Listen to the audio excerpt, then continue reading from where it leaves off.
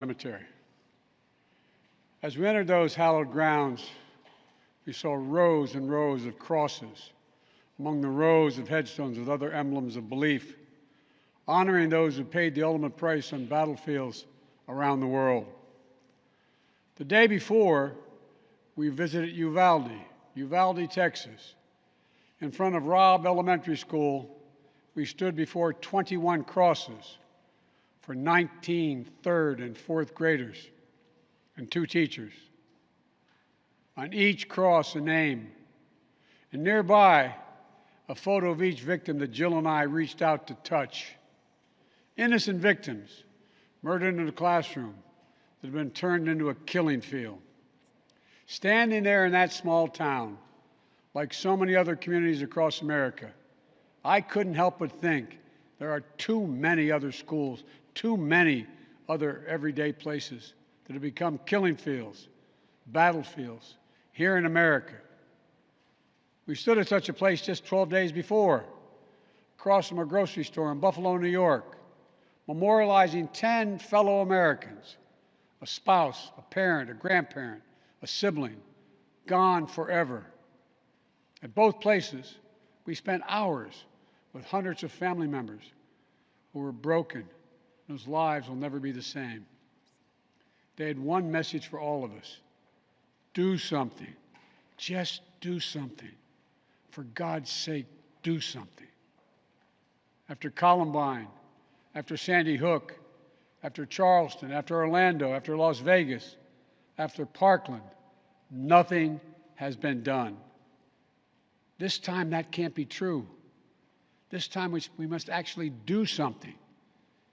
The issue we face is one of conscience and common sense. For so many of you at home, I want to be very clear. This is not about taking away anyone's guns. It's not about vilifying gun owners. In fact, we believe we should be treating responsible gun owners as an example of how every gun owner should behave. I respect the culture and the tradition and the concerns of lawful gun owners. At the same time, the Second Amendment, like all other rights, is not absolute. It was Justice Scalia who wrote, and I quote, "Like most rights, the rights granted by the Second Amendment are not unlimited." Not unlimited. It never has been. There have always been limitations on what weapons you can own in America.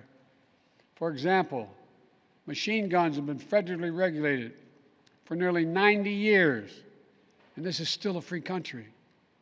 This isn't about taking away anyone's rights. It's about protecting children. It's about protecting families. It's about protecting whole communities.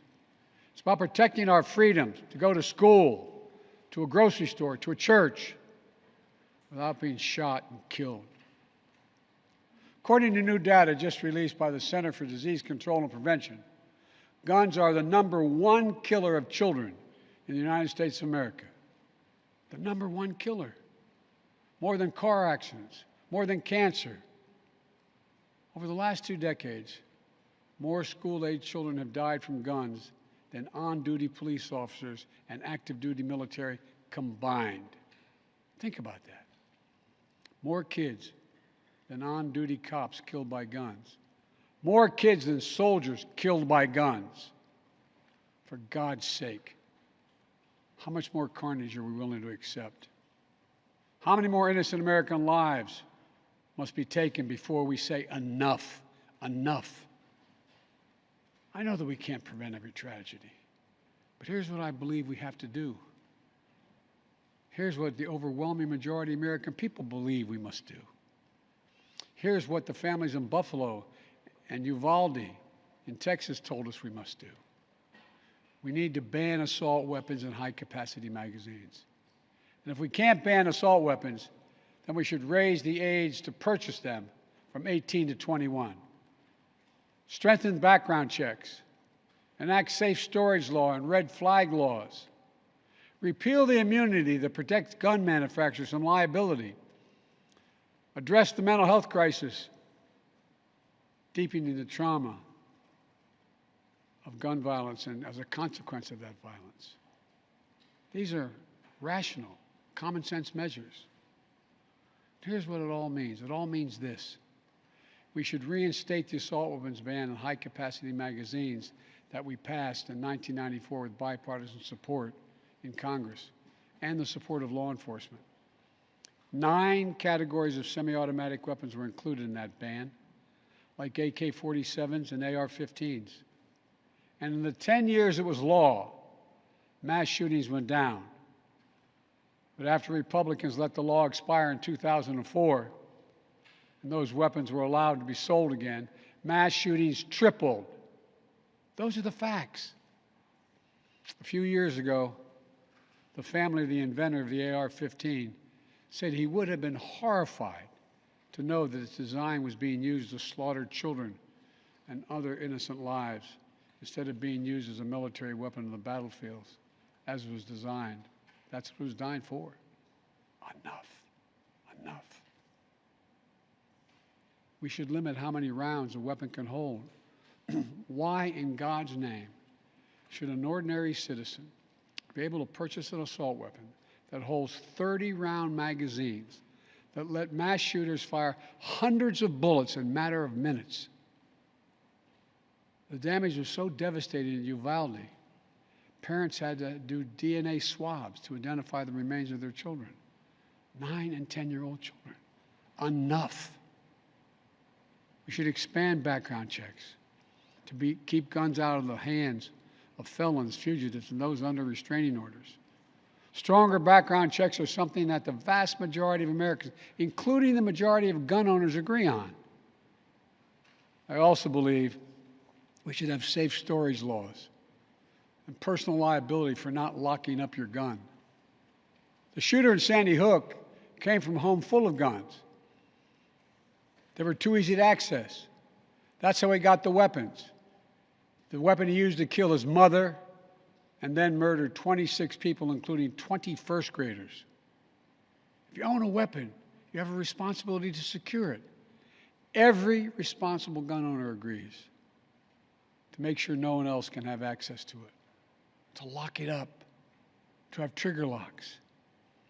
And if you don't, and something bad happens, you should be held responsible.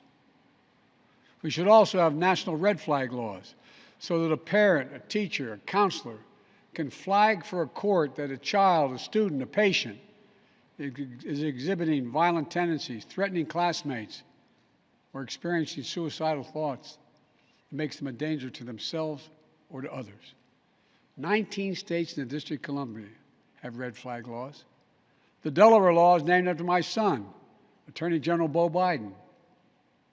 Fort Hood, Texas, 2009, 13 dead and more than 30 injured. Marjorie Stoneman Douglas High School in Parkland, Florida, 2018, 17 dead, 17 injured. In both places, countless others suffering with invisible wounds. Red flag laws could have stopped both these shooters. In Uvalde, the shooter was 17 when he asked his sister to buy him an assault weapon. Knowing he'd be denied because he was too young to purchase one himself, she refused. But as soon as he turned 18, he purchased 2 assault weapons for himself. Because in Texas, you can be 18 years old and buy an assault weapon even though you can't buy a pistol in Texas until you're 21. If we can't ban assault weapons, as we should, we must at least raise the age to be able to purchase one to 21. Look, I know some folks will say 18-year-olds can serve in the military and fire those weapons. But that's with training and supervision by the best trained experts in the world. Don't tell me raising the age won't make a difference. Enough. We should repeal the liability shield that often protects gun manufacturers from being sued for the death and destruction caused by their weapons. They're the only industry in this country that has that kind of immunity. Imagine if the tobacco industry had been immune from being sued, where we'd be today. The gun industry's special protections are outrageous. It must end. And let there be no mistake about the psychological trauma that gun violence leaves behind. Imagine being that little girl, that brave little girl in Uvalde, who smeared blood off her murdered friend's body onto her own face to lie still among the corpses in her classroom and pretend she was dead in order to stay alive. Imagine what it would be like for her to walk down the hallway of any school again. Imagine what it's like for children who experience this kind of trauma every day in school, in the streets, in communities all across America. Imagine what it's like for so many parents to hug their children goodbye in the morning, not sure whether they'll come back home. Unfortunately, too many people don't have to imagine that at all. Even before the pandemic, young people were already hurting. There's a serious youth mental health crisis in this country. We have to do something about it. That's why mental health is the heart of my unity agenda that I laid out in the State of the Union address this year. We must provide more school counselors, more school nurses, more mental health services for students and for teachers, more people volunteering as mentors to help young people succeed, more privacy protection and resources to keep kids safe from the harms of social media. This unity agenda won't fully heal the wounded souls, but it will help. It matters. I just told you what I'd do. The question now is, what will the Congress do? The House of Representatives already passed key measures we need. Expanding background checks to cover nearly all gun sales, including at gun shows and online sales. Getting rid of the loophole that allows a gun sale to go through after 3 business days, even if the background check has not been completed. And the House is planning even more action next week. Safe storage requirements, the banning of high-capacity magazines, raising the age to buy an assault weapon to 21, federal red flag law, codifying my ban on ghost guns that don't have serial numbers and can't be traced, and tougher laws to prevent gun trafficking and straw purchases. This time, we have to take the time to do something. And this time, it's time for the Senate to do something. But as we know, in order to get anything done in the Senate, we need a minimum of 10 Republican senators. I support the bipartisan efforts that include a small group of Democrats and Republican senators trying to find a way. But my God, the fact that the majority of the Senate Republicans don't want any of these proposals even to be debated or come up for a vote, I find unconscionable. We can't fail the American people again. Since Uvalde, just over a week ago, there have been 20 other mass shootings in America, each with 4 or more people killed or injured, including yesterday at a hospital in Tulsa, Oklahoma. A shooter deliberately targeted a surgeon using an assault weapon he bought just a few hours before his rampage that left a surgeon, another doctor, a receptionist, and a patient dead and many more injured. That doesn't count the carnage we see every single day. It doesn't make the headlines. I've been in this fight for a long time. I know how hard it is, but I'll never give up. And if Congress fails, I believe this time a majority of the American people won't give up either. I believe the majority of you will act to turn your outrage into making this issue central to your vote. Enough, enough, enough. Over the next 17 days, the families in Uvalde will continue burying their dead.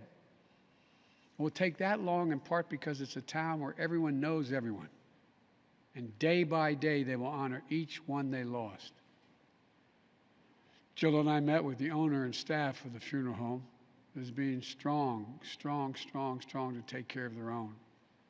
And the people of Uvalde mourn as they do over the next 17 days. What will we be doing as a nation?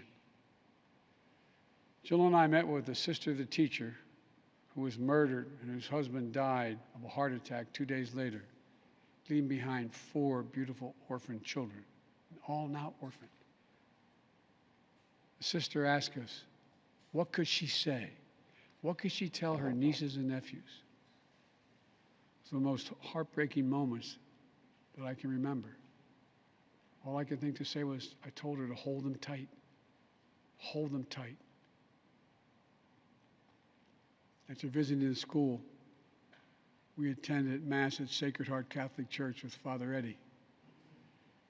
In the pews, families and friends held each other tightly. As Archbishop Gustavo spoke, he asked the children in attendance to come up on the altar and sit in the altar with him as he spoke. There wasn't enough room, so Mom and her young son sat next to Jill and me in the first pew. And as we left the church, a grandmother who had just lost her granddaughter passed me a handwritten letter. It read, quote, "Erase the invisible line that is dividing our nation.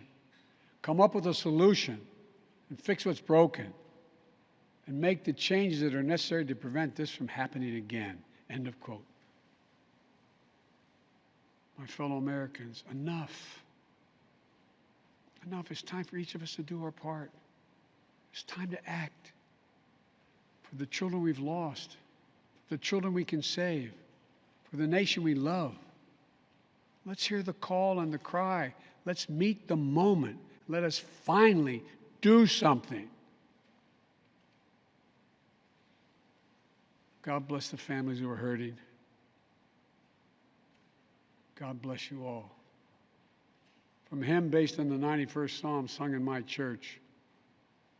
May he raise you up on eagle's wings and bear you on the breath of dawn, make you to shine like the sun and hold you in the palm of his hand. That's my prayer for all of you. God bless you.